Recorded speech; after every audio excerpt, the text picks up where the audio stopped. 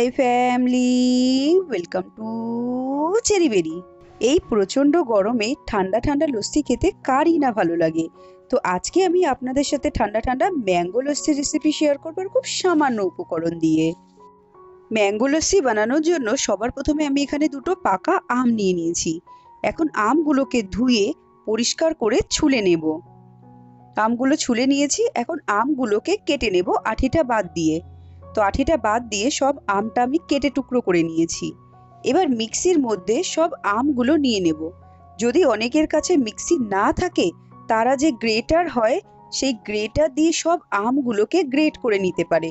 তারপরে বাকি যা যা উপকরণ আমি এই মিক্সিতে মিক্স করব, সবটাই আপনারা ওই আমের সাথে মিক্স করে দিতে পারেন। এখন আমে দিয়ে দিলাম চিনি। আপনাদের আম যেরকম টক বা যেরকম মিষ্টি, সেই অনুযায়ী আপনারা লস্যিতে মিষ্টি দেবেন। এখন আম আর এই চিনি খুব ভালো করে মিশিয়ে নেব আমি। তো মিক্সিতে খুব ভালো করে মিশিয়ে নিয়েছি।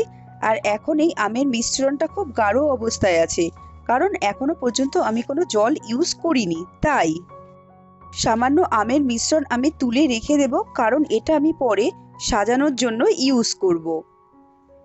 তো রেখে দিলাম কিছুটা আমের পাল্প তুলে। এবার এই মিক্সির মধ্যে মিশাবো দই। এই দইটা আমি ঘরে পেতেছি, আর এটা টক দই। আপনারা বাজারে যে টক দই কিনতে পাওয়া যায় সেটাও ইউজ করতে পারেন। এখন এখানে দিয়ে দেব সামান্য বিট নুন। আপনাদের কাছে বিট নুন না থাকলে নর্মাল খাওয়ার নুনও দিতে পারেন। এখন এখানে খুব সামান্য ঠান্ডা জল মিশিয়ে দেব। আপনারাও জলটা চেষ্টা করবেন অল্প দেওয়ার। গাঢ় হলে লস্যিটা খেতে অনেক বেশি ভালো লাগবে। আর দেব বরফের টুকরো। বরফের টুকরো ছাড়া লস্যি ভালো লাগে নাকি? তাই এখানে দিয়ে দিলাম বরফের টুকরো। এখন সব কিছু খুব ভালো করে আমি মিক্স করে নেব। ব্যাস, এখন সব কিছু ভালো করে যেই মিক্স হয়ে গেছে, লস্যি তৈরি। এবার এই ঠান্ডা ঠান্ডা লস্যিটা আমি সার্ভ করব। আপনাদের যদি এই ইজি রেসিপিটা ভালো লাগে, তাহলে চ্যানেলটা সাবস্ক্রাইব করে এই ভিডিওটার জন্য একটা লাইক করে দেবেন। আর যারা যারা চ্যানেলটা সাবস্ক্রাইব করে নিয়েছেন, তাদের অনেক থ্যাংক ইউ। এখন আমি এই লস্যিটা গার্নিশিংয়ের জন্য উপরে কিছুটা দই দিয়ে দেব। আর যে ম্যাঙ্গো পাল্পটা রেখেছিলাম না, সেই ম্যাঙ্গো পাল্পটা দিয়ে গার্নিশ করব। আর সামান্য দেখতে ভালো লাগবে বলে একটা ছোট চেরিও দিয়ে দেব এই ওপরে। আর একটুখানি পুদিনা পাতা। ব্যাস, আপনারা এটা নাও দিতে পারেন, কিন্তু এটা এমনিই খেতে টেস্টি।